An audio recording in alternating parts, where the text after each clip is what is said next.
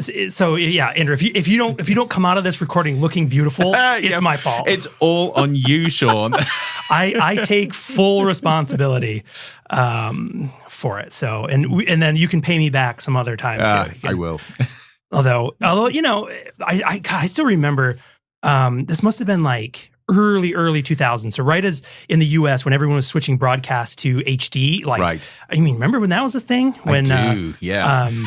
But I still remember, I mean, the pushback of like, it can't be too high definition because like... You'll see everything. Yes, yeah, I'm like... And of course, we're now in an era where if you're on a Zoom call and somebody's got a high definition camera, you do see everything. You do. So be careful. Right. Every day. Well, and it's funny too, because let me just add, maybe a little personal. Even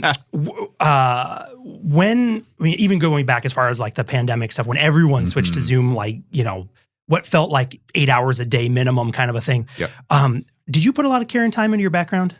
Oh, yeah. Okay. I assume so. Because same, like it's curated. It absolutely is. In fact, I still use that. I mean, it's my home office with the bookshelf behind with the little bits and pieces very precisely arranged on that bookshelf that I'm sure most people don't even notice. Yeah. Well, and it's funny because if those...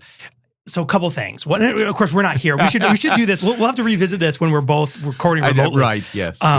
But like on your background, I always look for where the Star Trek action figures are. Of course, yes. Yes. In fact, I don't know whether they're there at the moment because they come and go. They're currently on assignment. But there was a time, I'm sure I've shared this story again during COVID, where I usually use a live background, but I try this thing where you have a snapshot of a background. Oh, sure. But it was stop frame animation, so I could switch it. So halfway through a meeting, the Star Trek figure started moving and doing things. And the poor red shirt probably didn't make it. Right? Yes. Yeah. Classic. No, well, it's funny too because, and again, I mean, this won't make as much sense if people are watching because I'm not at home at the moment. But so all the stuff you can see in frame is curated. One, because I really, really don't like virtual backgrounds. Right. Yeah. Same here. And it's just a production thing for me because hey, if people like to use them, please go for it. Yeah. I just don't like to use them because they're not good enough. Because I don't have a green screen and it's not properly lit for a green screen. And you're aware of it, so you see those little glitches. And so someone like myself, I don't have any hair. And there's a gap between my headphone and my head, which then is a window to the real background. Right. So no matter, there's something about it, it just drives me nuts. So I'm like, why, for me, it was like, I'm not having virtual back. I'm not going to rely on virtual backgrounds. I'm going to create my background. But the thing is, I always am hopeful someone's going to ask about it. I know. Nobody ever does. Well, I know. So all of my books behind me are deeply curated. Yes. And I've been waiting for somebody to have the curiosity to start asking questions about them. Yeah. And I'm still waiting for that point. And the funny thing is like, I do. And for people who have backgrounds, I mean, I don't know, people know you can do this, but it's like just I pin their video so they go full screen. Yes. And I look through their background because I'm curious and sometimes you can tell it's just like, oh my God, I'm just taking this from the kitchen counter because, wherever. And that's fine. But like when it's someone's office, like home office or whatever, I am like, what books are those? Yeah. Or if I see some sort of like nerd paraphernalia on there, I'm like, ooh, what kind of cool collectible is that?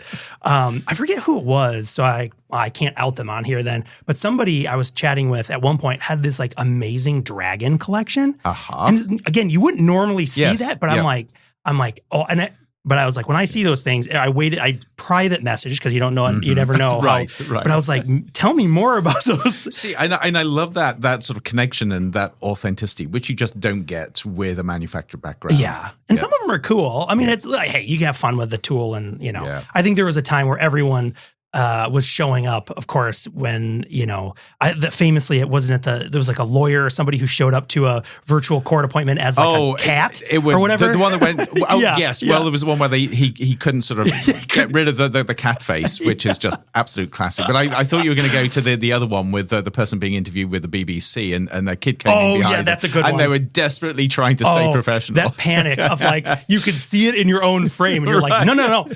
You're doing like the octopus, like, no.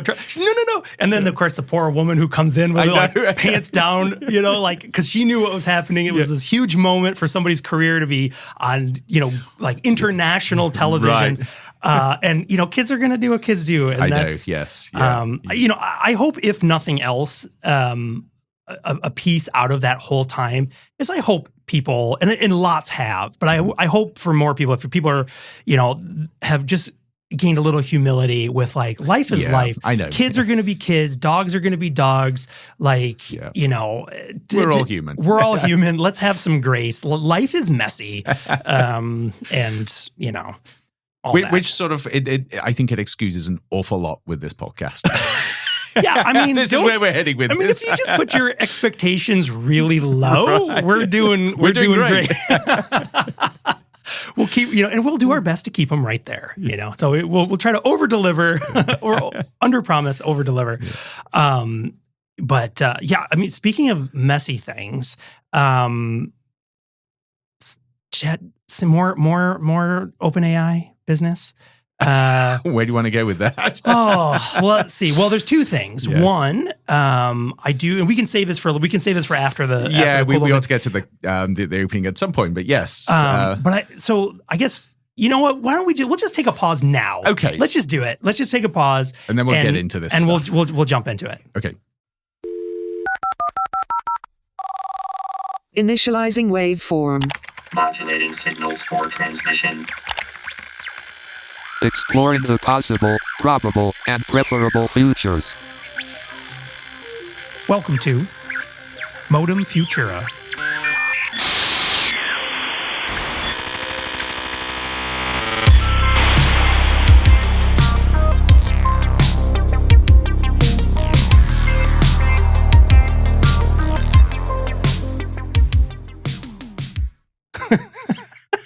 I don't know why. Every time we take a break, I always laugh.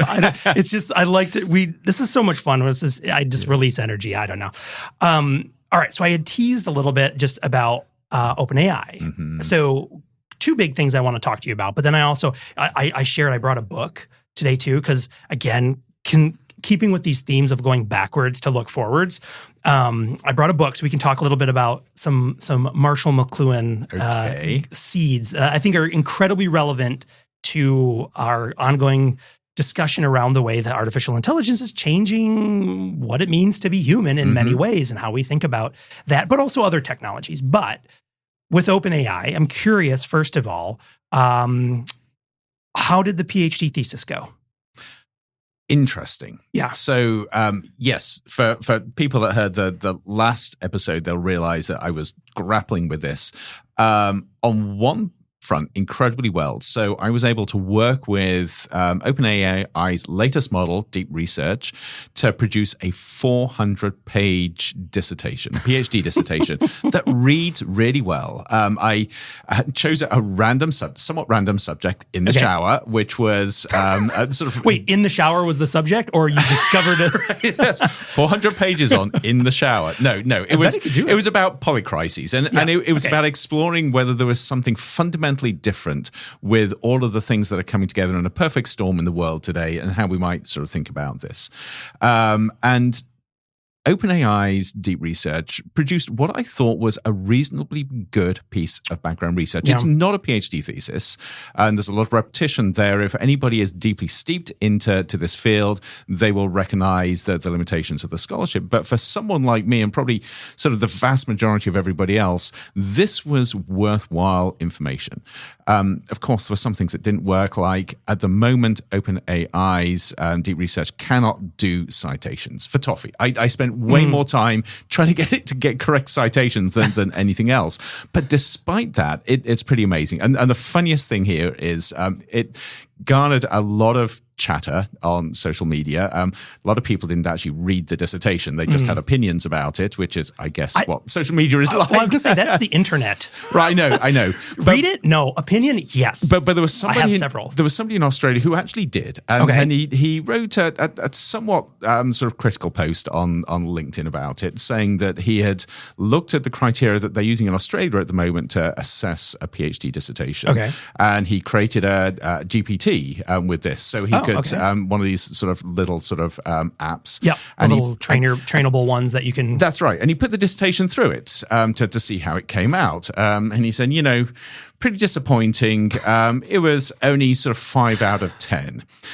And I was thinking, That's not bad. a 3-hour dissertation written by AI, and it gets 5 out of 10, and this is the worst it's going to be. That's pretty damn good. I mean, I would also say I really appreciated his critique. Sure. That's exactly what I needed with this, because it was we a do. conversation Yeah. starter. Yes. well, also I'm like, for 1 day's worth of work, not bad to walk out with just major revisions. Right. I know. Right. Yes. That's pretty wild though.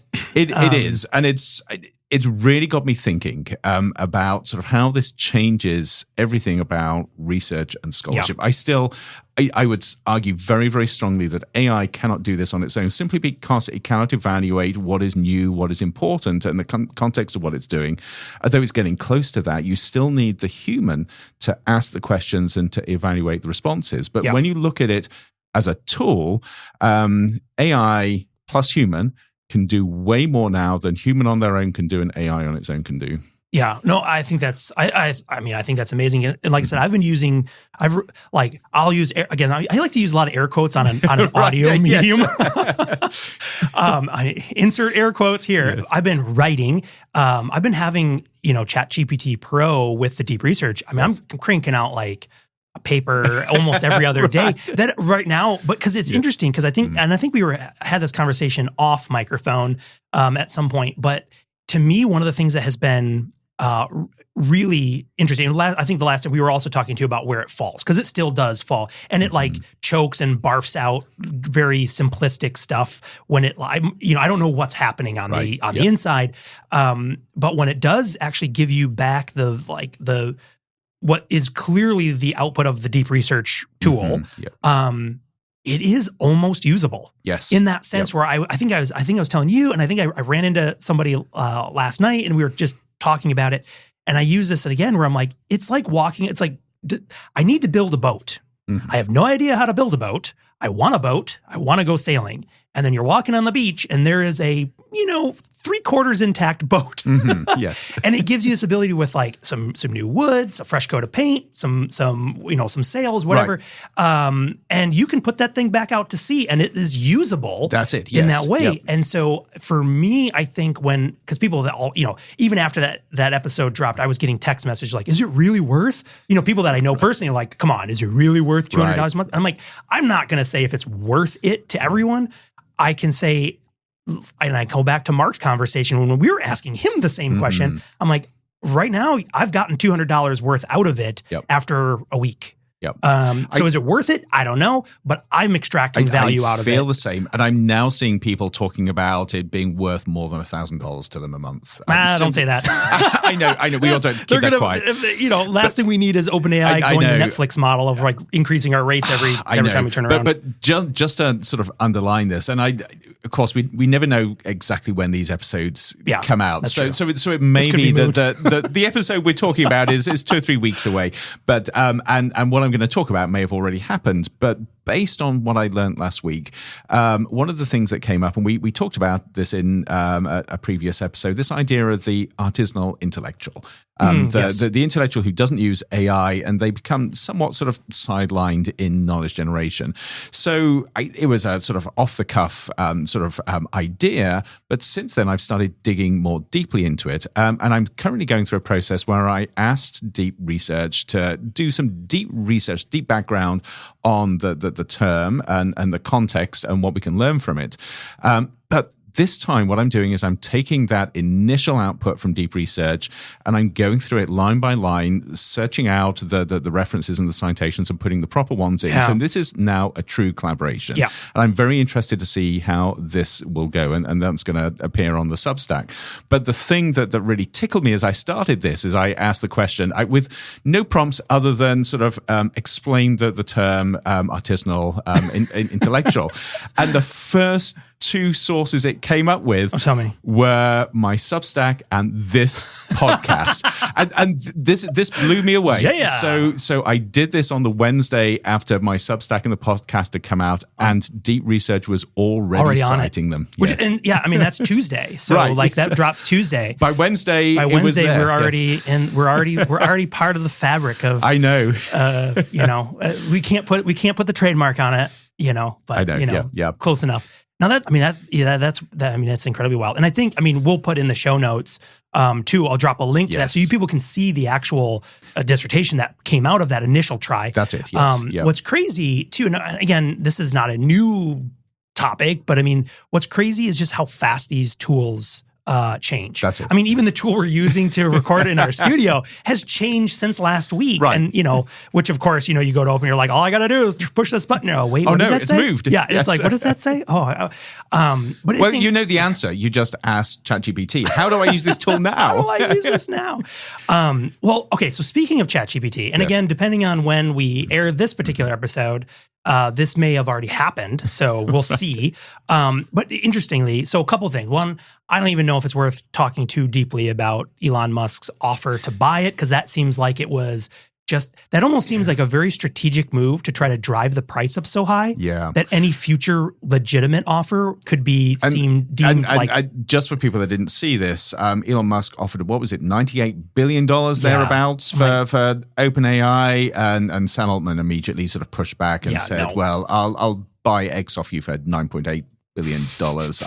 So it's hard to tell whether it's posturing, and it looks like Elon Musk is sort of backing down. However, the thing that causes me pause is you look at what happened with Twitter when Musk bought it. It felt like it was just a bit of a stunt to start with, but once the idea had stuck, it didn't go away. Yeah, even maybe to his detriment, where I don't think he wanted it anymore, and it was but he still followed forced through. to purchase. Yeah, I know. Well, and so, and then interestingly enough, too, I would be curious to know, and I don't think there is an easy way unless someone on the inside's got some dirt they can share with us. Is all of a sudden there seems to be this sort of rapid pace of announcements. It started with in December with like the 12, whatever that stunt was, the 12 days of Christmas or whatever. Yep. But then of course, I got to get these straight. DeepSeek, the Chinese version came out, and that, again, just in terms of the market cap, that sent that was a shot across the bow, which I think is phenomenal for the entire industry moving forward. Just even if nothing else, just in the demonstration that you can do amazing things at the under whatever $5 billion mark, right? Yes, yeah, but I think this is exactly what's happening now. The underlying technology, yes, is still continuing to grow, but maybe that's slowed down a little bit. But there's been such a huge gap between the underlying technology and its practical implementation that what we're seeing now is innovation in how it's implemented, how little tweaks in that underlying technology are really pushing out quite radical capabilities in the public sphere. And I suspect we're going to see this carrying on over the next few months. So people may argue, the technology hasn't advanced much, although it is advancing. It's how it's used and how it's sort of configured in different ways that are being transformative. Absolutely. And that's, I think, one of the things. So, I'll just mention this quickly and then we can move on to some other bits because I want to talk about that. Yes. And so on the heels, right? So these announcement that it was sort of like a walk back of some models. 03, I don't know if you saw this. It was just, so 03 or something. They're like, we're putting a pause on that. Was supposed to come out like February, sometime in February or something. And they're putting a slight pause on that. And there's these with and then a roadmap for ChatGPT 4.5 and 5. Right. Which will be interesting. But, again, I'm like, if DeepSeek, deep research, deep whatever. God, I'm just getting confused. Deep something, whatever. If they hadn't scared everyone, I'm curious if we would have had the same pace. But regardless, I thought it was interesting that they're basically calling. And I think our last episode too, we were calling out some fixes they desperately need. If anyone's paying attention, listening, I'm starting the petition for some sort of dashboard. Right. I want to see what tool I'm using because when I put in, sometimes you don't know. But also, even if there's quotas or there's counts on things, I should know what I'm getting. Right. Anyway. But it was interesting that they're basically, I think Sam Altman made the comment that we hate the model picker as much as you do. I'm like, I doubt that, but. Well, no, I've got to be contrarian here. I like the model picker. I like that flexibility of deciding sort of which flavor of ChatGPT I'm working with. I don't think anybody else likes it. Well, but so I think you and I are similar in this way. I like having the option. I think the way the picker is done, it doesn't tell you enough about what the Right. model does or how they're different from each other. Yes, Right. yeah. Like, I mean, the things when you look at them, I mean, the information is scant when it's like 03 versus 03 mini. Right. And it's like, well, is mini faster, smaller? Yes. What am Isn't I? there an 03 mini high as well? Oh, who knows? There's so many different flavors of Right. it that it is confusing. And to me, that's the issue. It's not that because I would love to be able to switch between them. Because also I think you and I share this experience too with using other types of generative AI like Midjourney that do image generations. Yes. There is a style associated with absolutely, yes. how Yep. the certain model versions do what they do. And the latest and greatest isn't, sometimes you get, you find a rhythm with your own aesthetic. Yep. And you're like, I love this. And then you move up to the next model and you it's can't not do as it good. anymore. Great example. So, for instance, all the art that I produce for the Substack uses Midjourney version 3, Yeah. which is now, They're on I think, a couple of 6. years. Yeah, they're they're on around 6 or 6 something now. something, but it's a couple of years old. But if I move to one of the other models, I completely lose the aesthetic that I really like. Yep. And I have that same problem too, is I always have the default to go to the whatever the newest stable releases, but then it's always changing. And then I always find myself, I'm like, I gotta go, but then I manually go back and all that stuff. Yeah. But it's interesting though that this progression too, depending on what you're doing, how I mean, maybe we should look at that more deeply at some point, but how the model progression of something like a large language model, we think of a lot differently because that one is this constant push to become more accurate, more reliable. Whereas when it's more for like visual medium, right. I like, but that also, I think in many ways, right? When and again, depending on what you're doing, if you're trying to create photorealistic images. See, that's right. There is a different tool for different things. But I just thinking about sort of OpenAI, I think what is interesting is that the chatter is they're moving towards reasoning models being the primary model. So just to make that clear, if you're using something like GPT-4o, which is now the standard one, it doesn't reason. It's remarkably good. It's incredibly fast, but it's a fairly conventional large language model in terms of it trying to sort of predict what's the statistically most likely sequence of words and sentences and paragraphs. The reasoning models are the ones that use this chain of thought reasoning where they think about what you've asked, they test it, they explore it, there's an internal monologue going on, and then they produce something. Yeah. And that's where maybe they're not as fluid or as fast, but they can be quite astounding in terms of what they produce. And there seems to be a feeling that this is the way things are going. Yeah. This is the next level of model that actually simulates thinking. Yeah. Well, and especially, I mean, even just if as efforts they're able to do with those tools, reduce the, air quote, the hallucinations. But again, providing an output that is more reliable and accurate to what was asked of it. And it was interesting too, in that same kind of announcement, they were giving this roadmap that I think one of the bigger sort of takeaways for me was around that exact thing that, there's not an exact date of when GPT-5 is coming, but soonish in terms of months. But then in weeks, and this will be the curious thing is, will this happen in February or March, is the release of GPT 4.5. Right. What they're calling like Orion something. But that will be the last non-chain of thought model that they plan to release, which is, I think that's, I mean, in some, historians will say, well, that was the last. It feels like the end of the stick shift. We're going to be automatic after this. See, there we're going. We'll go back to the artisanal thing because I'm like, no, there are certain cars you do not want an automatic transmission in. Yes, No, 2 years from now, I'm going to be out there saying, I'm a GPT 4.5 person. This is the only tool. Like you kids, you don't even know what it was like. I couldn't trust a thing it gave back to me. It was all hallucinations. I lived in a world back in the good old days. I lived in a world purely driven by statistical probability of characters. Right. Not this nonsense of accuracy. Yeah. But I'm making myself laugh over these. So I want to go back to, because I think you hit on, and this is kind of a fun thing. You don't know what I wrote down here on these like I show have no notes. idea. Which again, also I will just fess up. I need glasses. I just had to put the zoom onto this to 200%. It's at arm's length. Right. Okay.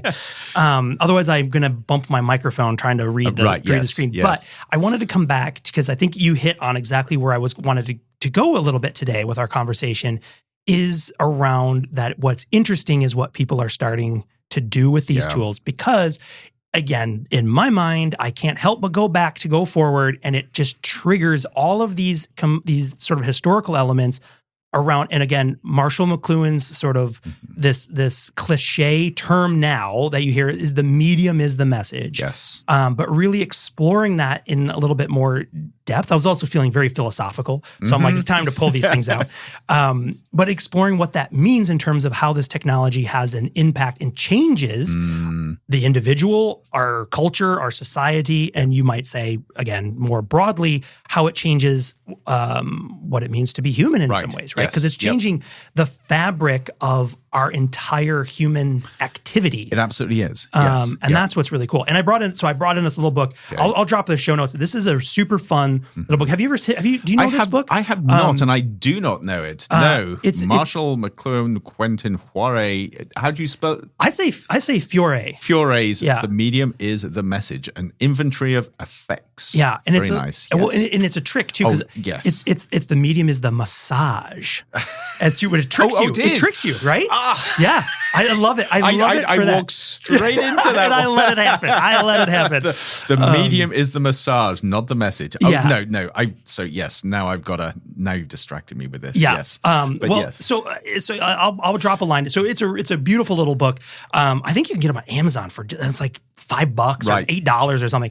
But this little book always sits on my desk, which you had a great idea. And sometime we need to do it. We need to drop into offices and just like pick out stuff. Cause this little guy, I always keep around, on a desk because, I often just come back to it because there's so much good. So let me just set what this is.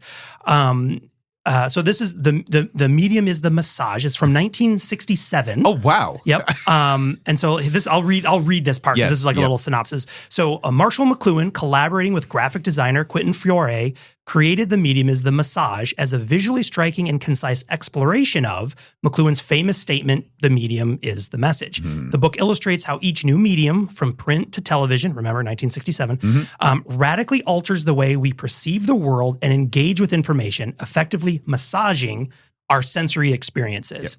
Rather than focus on the content alone, McLuhan argues that the form of technology itself shapes individuals and societies in profound and often unnoticed ways. So kind of picking up off that, right, is you can quickly see how many of the things that we do in terms of like this right now with generative AI, especially how it is influencing so many components of just our digital human endeavors, output. I mean, it's going everywhere. But and one of McLuhan's main things, and I feel like that term is often misused all the time. The medium is the message. Yes. But it is not the content. It is not the individual thing. It's not the PhD dissertation that was printed from this tool. It's what this technology affords us to do in weird, wild, new ways that we cannot foresee necessarily even right now. Yes. And presumably in doing that, it changes the way we think. It changes the way we behave, the way we act, the way we make decisions. Yep, absolutely. And I'm going to pull up one thing too. So there's for people, if people are like, yeah, but whatever. So to thinking one of the things that's really interesting and a great metaphor that's used in, again, it's, I forget the date of one of these other books. It's 1960s-ish time frame. And it talks about this paradigm of the electric light, right? And because this also gets us into a really fun, squishy area that I really like playing in, which is in the adjacent, the adjacent possibility space, right? But this electric light, if you think about it, that's used often as a good example of what is meant by the medium is the message, right? Because light itself, if we just separate the fact that it does technically, as a photon, you could say it has information, but generally it doesn't have information itself, right? It's not a message you can read. No, but it conveys information. But it conveys information. But so thinking about what it can do, and this is a sort of a heavy-handed way of really bringing it into perspective. When you think about, for example, all the things we do today, the fact that we're recording a podcast, it goes out on the internet. We're using computers, we're using all this stuff. None of that was possible prior to the invention of, again, the electric light or electricity, right? But even going back and thinking, okay, well, how does that, we just assume it's always worked. But when electricity came out, right? I mean, going back that far, what it changed in terms of the society. People could now, factories, businesses could work overnight. Right. People could read at night. Which was a game changer. Game changer. All of a sudden, by light, we were able to do this. And I think one of his final sort of trails, he goes on and talks a lot about all the things you can do. The fact you can have baseball games under the lights. Right. And also you can have sort of, I'm drawing a blank of the name where you do like the crazy, like, what is this? Oh my God, why can't I think of the word? When you do surgery with the little light that goes inside. Oh, laparoscopy? Yes. Yes. So the fact that you can have these like non-invasive surgeries as a result of the electric light. Right.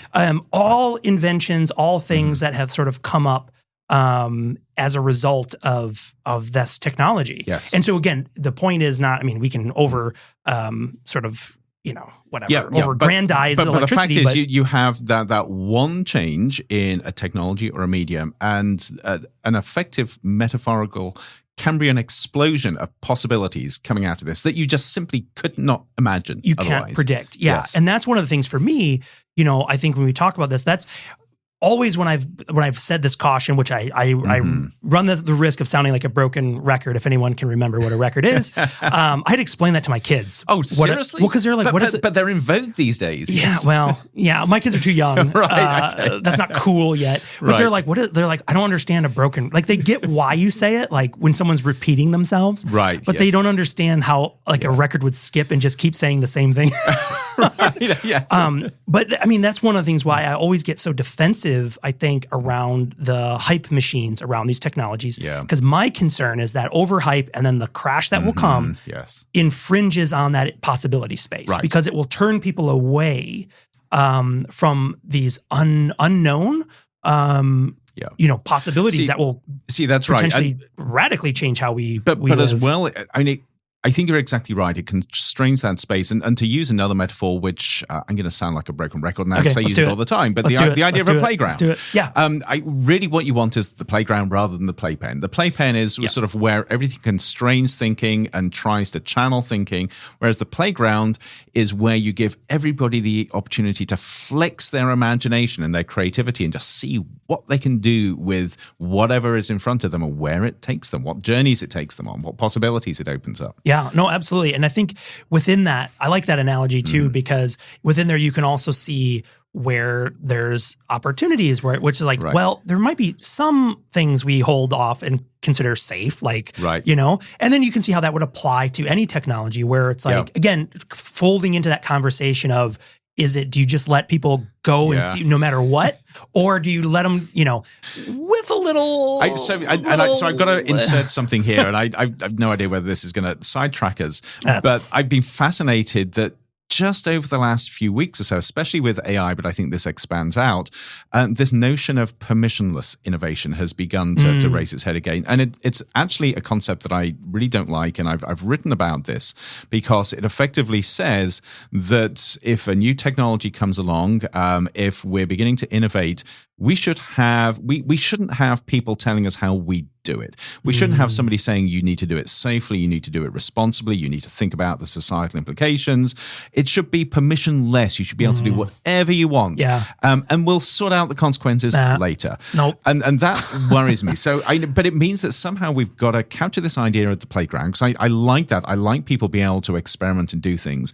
But how do you do that in a way which is still responsible without feeling like you've got sort of some paternalistic sort of organization slapping your wrists if you sort of stray outside the straight and narrow? Yeah, no, it's true. I mean, I think that's the challenge, is finding that nuanced balance. Yeah. Because permission. It's the rules of the playground. I mean, I hadn't thought of this, but you have a playground. There are certain things you don't do. Yeah. You don't throw sand into some of the other kids' face, for instance. You don't spit. You don't do those. You don't leave your gum on the slide. And if you do hope that's one of the things too, where like the other people playing in the playground should be able to also like boot you out of there. See, that's it. Yes. Right? Yeah.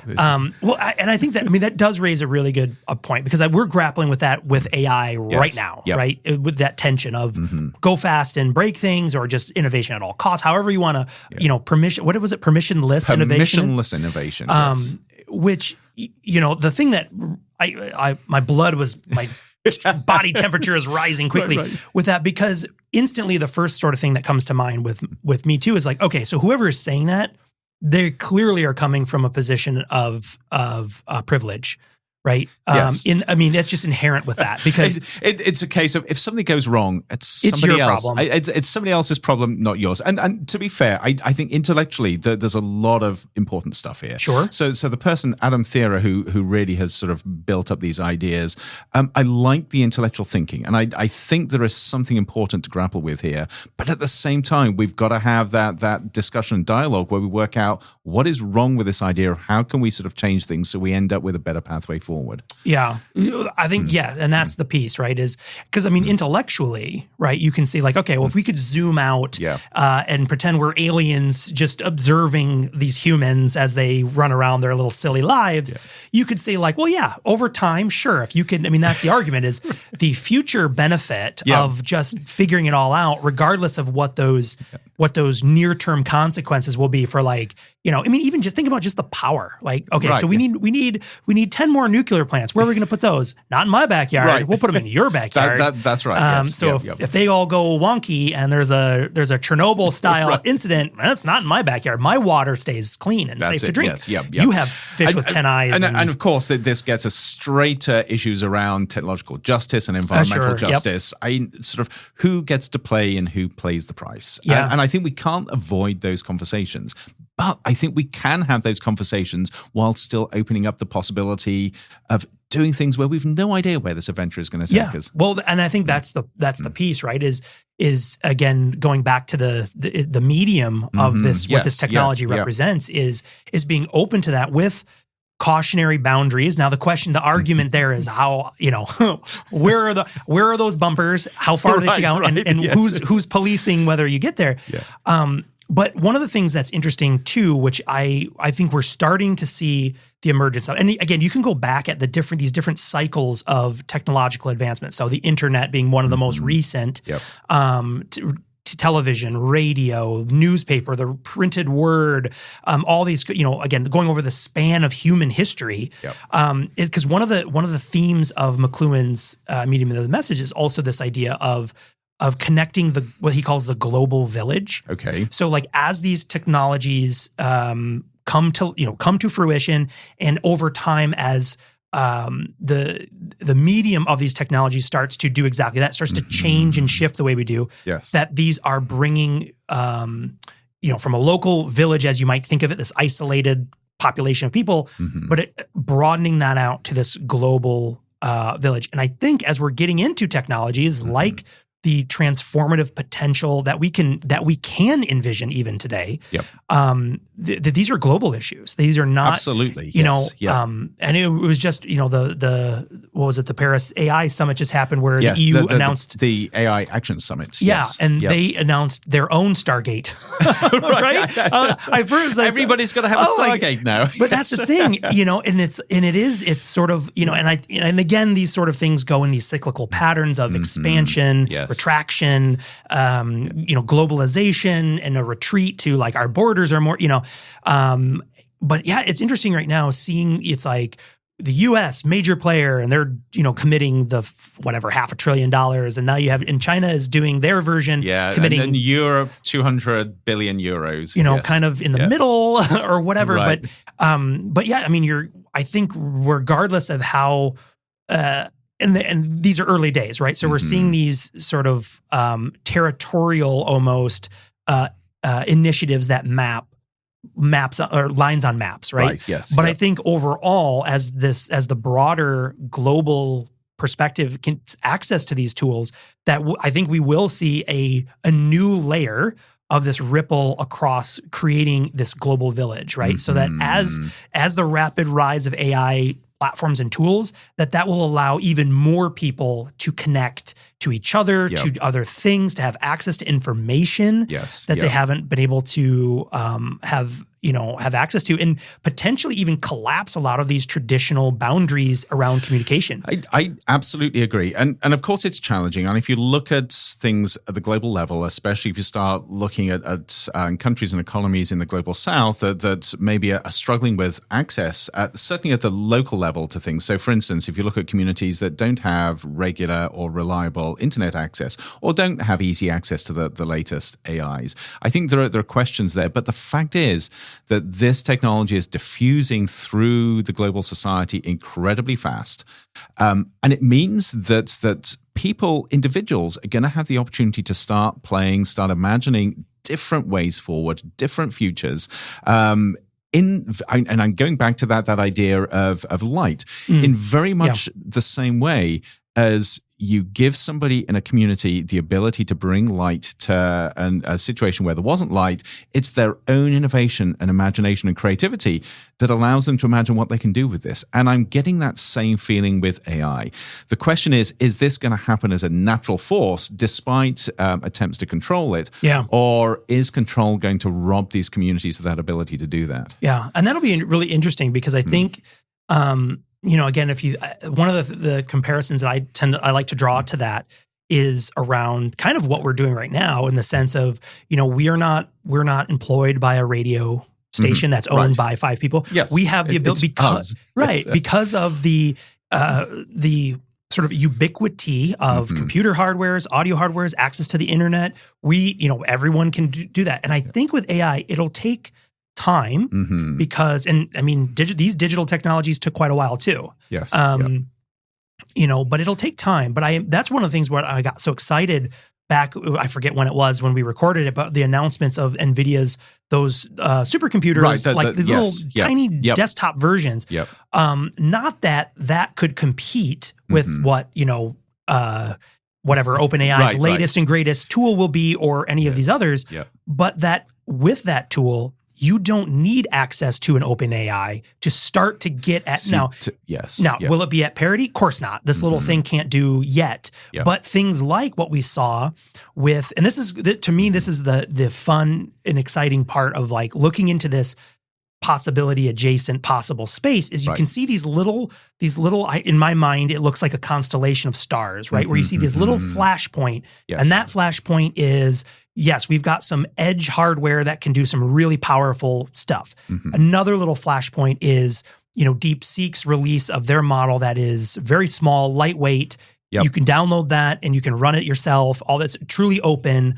And then other flashpoints and then you can start to see how if you connect those dots, you get that synergy between them. Now you have at your fingertips, you have something that can enable you like the light. You now have a tool that you can use however you want, which in ways that the makers of it, the designers of it, may never have even imagined. That's exactly it. And to me, a key part of this is that the true innovation doesn't need the most powerful technology.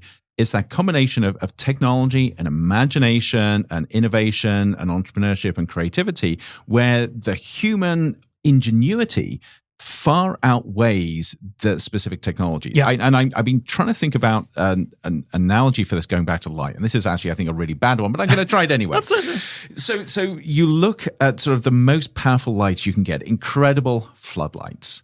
Sure. And you can sort of create this story where you say, every community in the world really needs the most powerful floodlights because it's the only way in which everybody's going to sort of progress with equity. Everybody's got to have incredibly powerful floodlights. Apart from the fact that if you give a community a candle and you rely on their natural sort of ability and ingenuity to do something with that, a really smart community can do more with a candle and what's in their brains than they could with a floodlight and nothing else.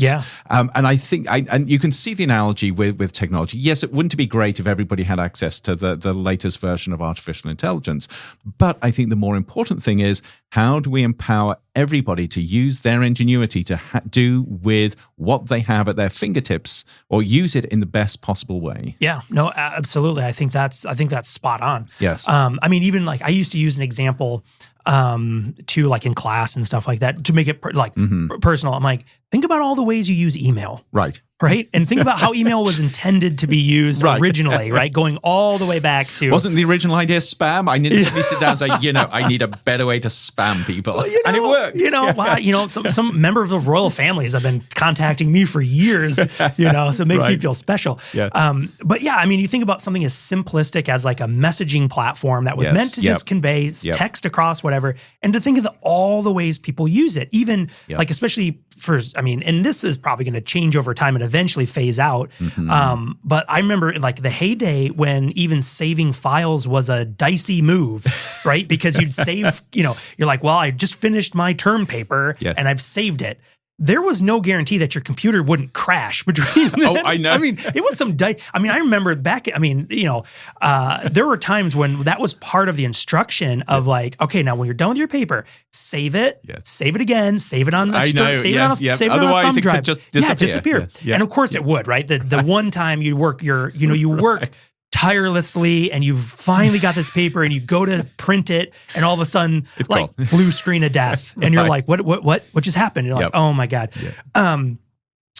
But even then, so that people you just email it to yourself, right? You would use this technology, not as a way of sending a message. You were using it as file retrieval. Right. As so it's there in the system. So, and this is something we've done forever as humans is, there is a technology, there is a tool, and then we find ways. Yes. I guarantee the person in Boston who was originally coding the email platform back in 1969 or something? I or something? Maybe 1970. Yes. Early DARPANet days.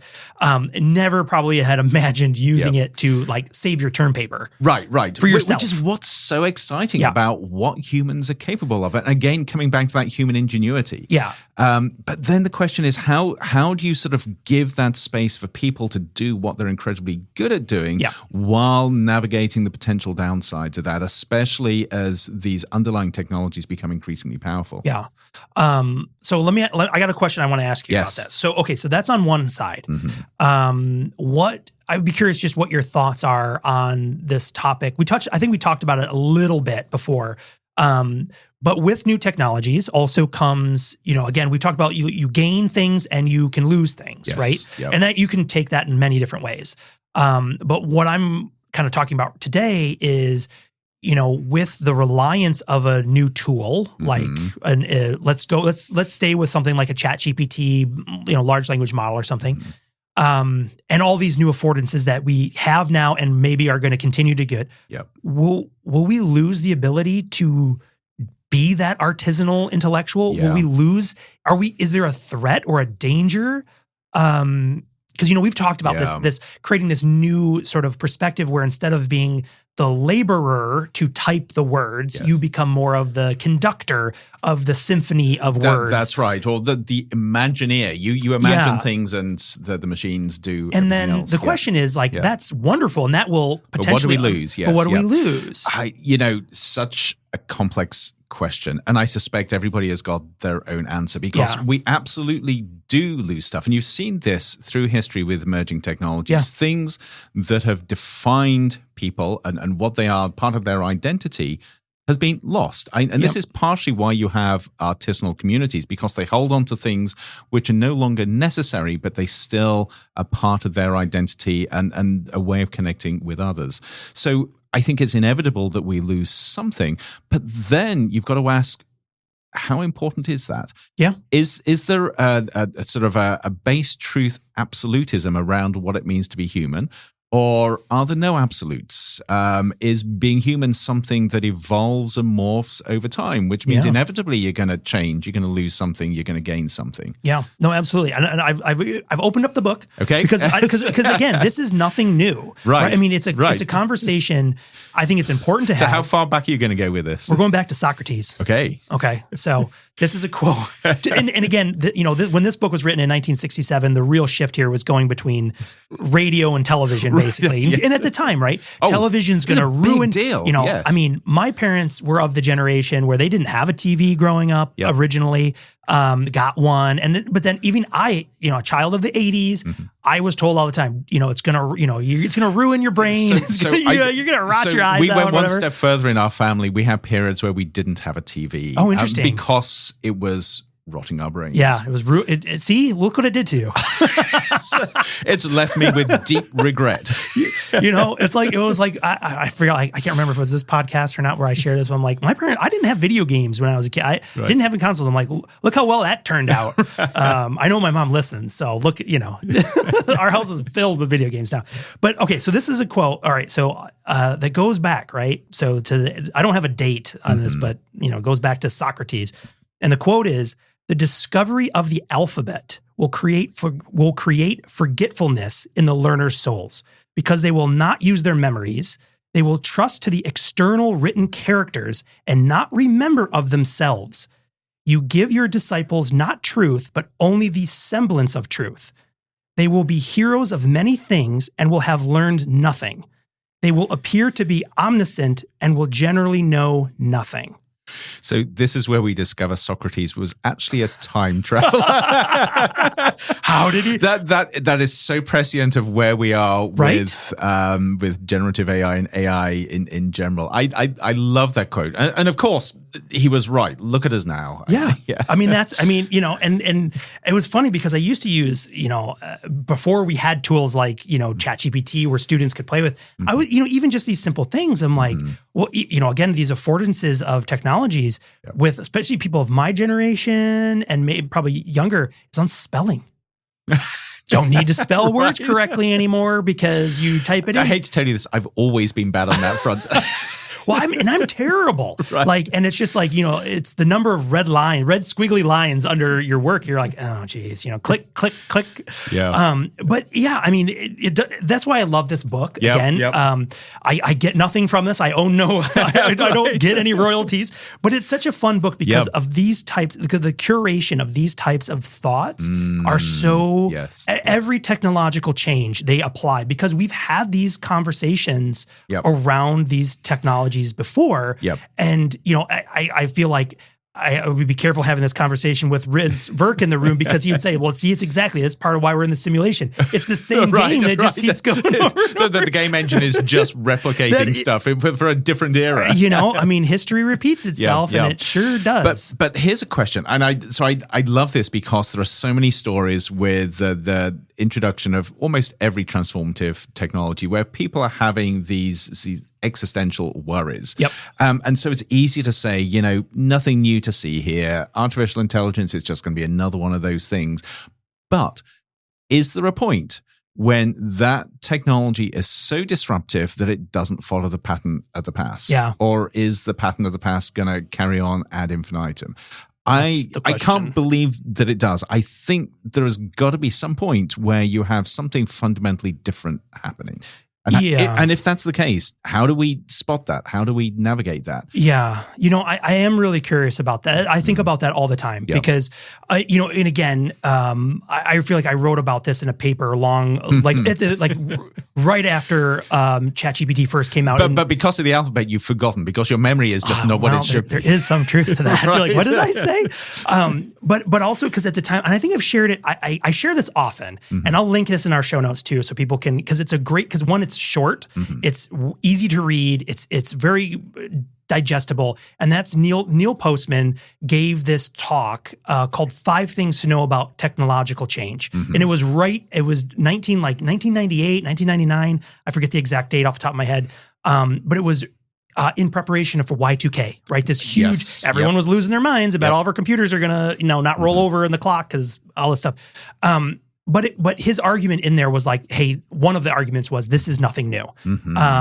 And, you know, he basically, I mean, one of these great quotes that he put down here that I jotted down was, the quote is, "There's no escaping from ourselves. The human dilemma is as it always has been, and it is a delusion to believe that the technological changes of our era have rendered irrelevant the wisdom of the ages and the sages that have come before. Yeah. Right. So, and part of that is also like, slow down, keep your Right. heads. Yes. Like Yep. this is not Yep. going to be, Yep. we've done this before. Yep. I mean, if you think about it, I mean, the changes in the 19th century, the 18th century, 16th century, I mean, these massive changes. But one of the things that I sort of come back to again with that question, and I think this is also a place where you could apply the Henry David Thoreau's that quote he has and I have it written. This isn't from memory. My memory's not that good. That all our inventions are but improved means to an unimproved end. Right. Yes. So, when I think about this a lot too, I think one of the things, especially with AI, the question is, will it be the same over time? Yep. And I think if it depends, and this is where the word time is very important to me in that sort of investigation, because if you were to take ourselves at present and go back to, pick a date, pick a medieval time period and put those two humans together, they would not recognize each other in many ways, right? In terms of, one, I wouldn't survive a day, I don't think, in medieval England or something. I don't know, you'd be surprised, but yes. I like to think I'm scrappy. I think I might be able to put it out there, but right. I wouldn't last long probably. Although, I am inoculated against most things that cause famine, but... Sorry, finish the thought, because then I've got something to Well, come in. the point being is that especially if you were to grab somebody out of medieval times, drop them in today's modern society, there'll be things they recognize, but the bewilderment of the world we live in will look so fundamentally different that it is, kind of that quote about, the technology being sufficiently advanced, everything appears as magic. Looks like magic, yes. Yeah. And so with the AI piece, my thing is like, that potential future, I think, that still holds in this frame of it's nothing new. Yep. The difference would be the time scale is the way things are moving with. So that's how I would kind of answer that question with the AI is, will it be fundamentally different? I'm like, I don't know if it in the end will be. I think the time scale will be so short that the jump from the medieval, like we stick with that, the jump from the medieval era to the modern era will happen in like a very short period of time by comparison. Right, and it's the speed and the scale of things. So I am not entirely sure. So first thing I will say, going back a little bit, I think everything that you've just been talking about actually justifies this idea of permissionless innovation, because it basically sort of says, we've survived, we've thrived with these sort of seemingly existential technological threats. It's made us different, more interesting, better. We should embrace this. And I think there is actually something to that. I think there is a good historical argument. But I would also say we need to bring some humanity and some humility into that as well. But the other thing is, I've thought about this a lot, about sort of what happens if you bring two people together from very different eras. What will be different? What will be the same? And the beauty of doing this is, science fiction covers this all the time. So we've at least sort of got these thought exercises. Sure. And at the base of this question is there something fundamental to being human which is intransient? So you take somebody from 2,000 years ago and now, is there enough fundamental commonality there that they can see the humanity in each other and everything else is just sort of trappings around the edge? Yeah. I think it might be. And one of the reasons I say that is you look at how rapidly people adapt to a new technology without understanding anything about it. Sure. Yeah. So to be honest, one of my great frustrations. to most people on this earth, including me, what most technologies do, how they work, is a mystery. And yet I know I adapt incredibly fast to them. Everybody else does. I mean, if you've got kids, you see sort of your kids are living in a completely different technological era, but you still have that human connection with them. So I think there is something, I mean, yes, of course, we change and morph in some ways, but I think there is a core to our humanity, which is probably sort of, it changes slower than other things. Yeah. However, you now get to AI, and one argument, of course, is that, this is just going to be another thing. That core of what makes us human is going to be the same. This is just technological trappings around who we are. But this is the first time we have created machines that attempt to emulate core aspects of being human. Yeah. The things that we think about as being fundamental to ourselves, we're now developing machines that begin to emulate and reflect them and potentially supersede them. So is there something happening here which could fundamentally change us? Again, getting back to that idea that the medium is the message, or that the massage is AI massaging us in a way where it irreversibly changes things that have remained constant for thousands of years in that essence of being human? I suspect not, but I think that this is one of those points where it's really important to dig into questions like that. Yeah. Well, and it's interesting, as you say that, I flipped to a page, and the quote on this page is, "There is absolutely no inevitability as long as there is a willingness to contemplate what is happening." Okay, there we are. I'm telling you, there's a quote for everything. I'm telling you, this book is gold, man. Right. No, well, I think that's and again, that's what's so fun about, again, and the things that we do at Future of Being Human Initiative are investigating these exact questions and trying to really, because these hold very profound implications, right?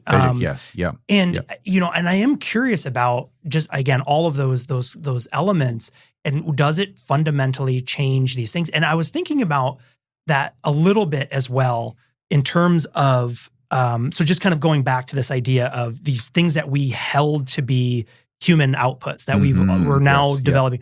And I think, and again, I struggle a little bit with this sometimes. I'm not sure how I feel. This is going off an emotional response. Is also the things that right now that we, it's creating art, it's our language, it's things.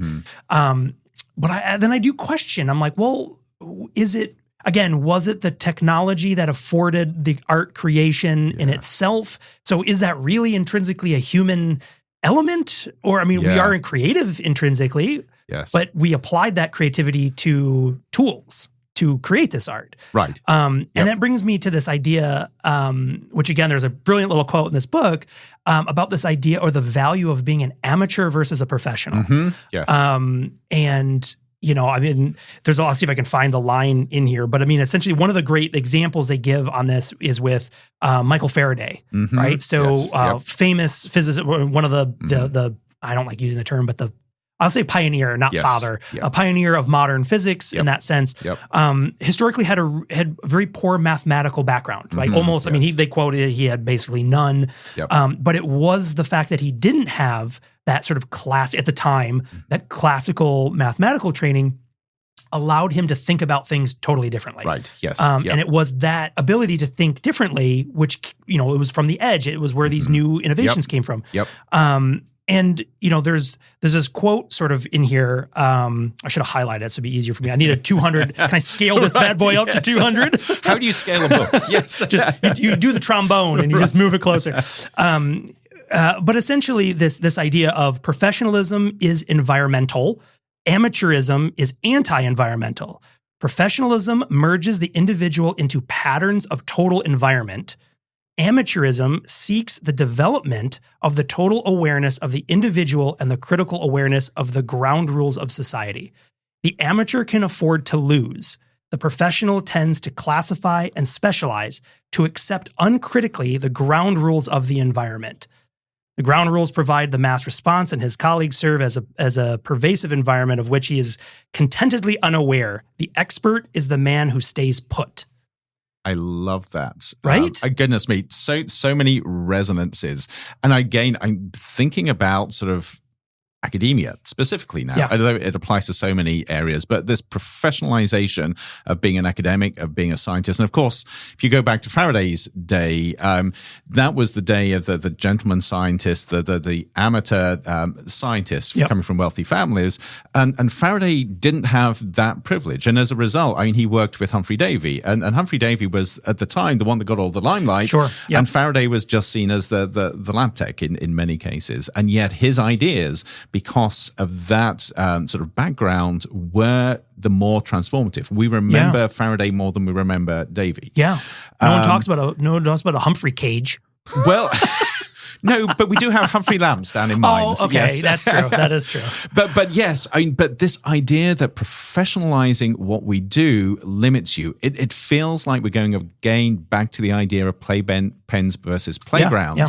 The professionals are in the playpens. They are constrained, and professionally their identity relies on those constraints. If they stray outside those constraints, they are no longer being professional. Yeah. Whereas the amateur in this case, or the alternative thinker, is allowed to experiment and expand thinking. And I love that concept. Isn't it nice? Yeah, and I'm actually going to bring it back to artificial intelligence because of all the challenges that we face, and they are multiple.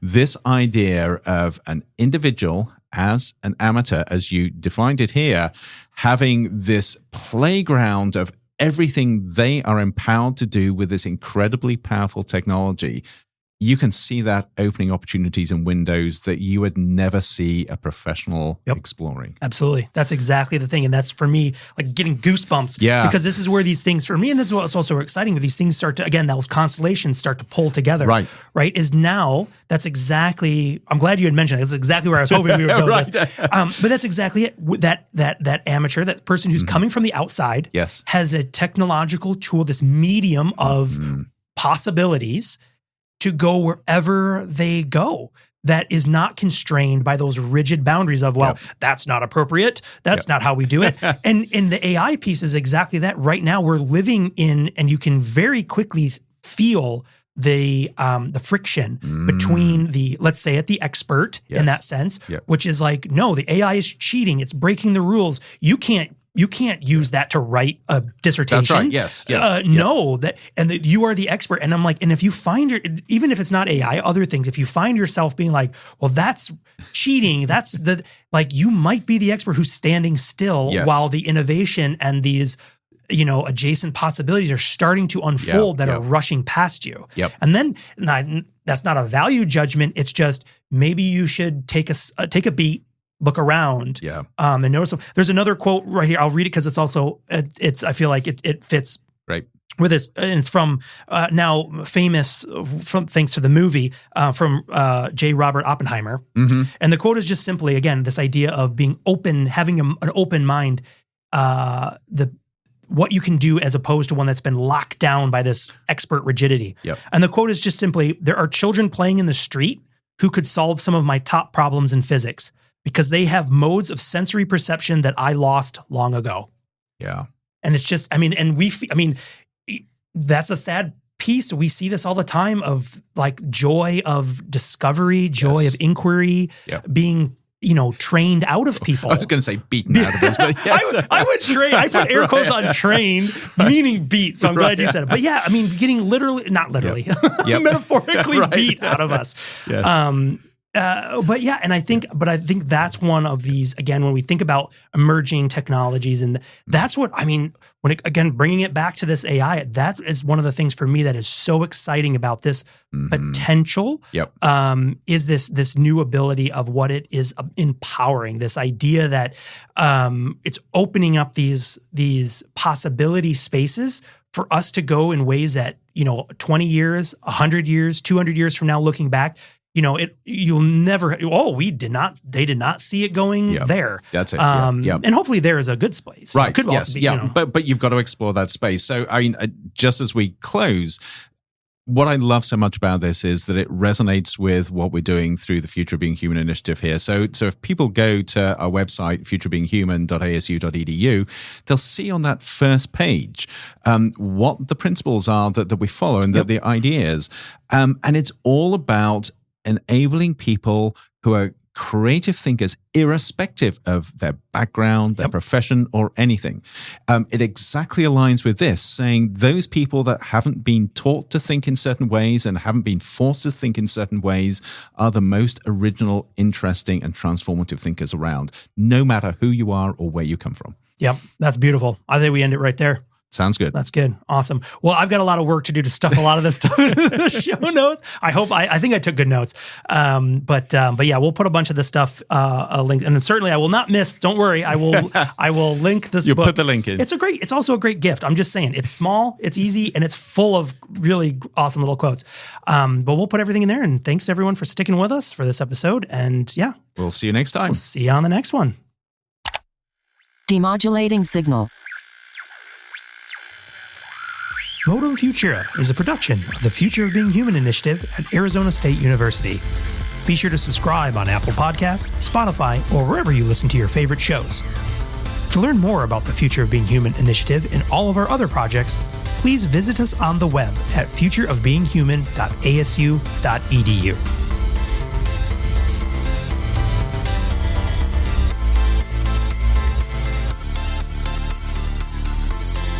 and transmission.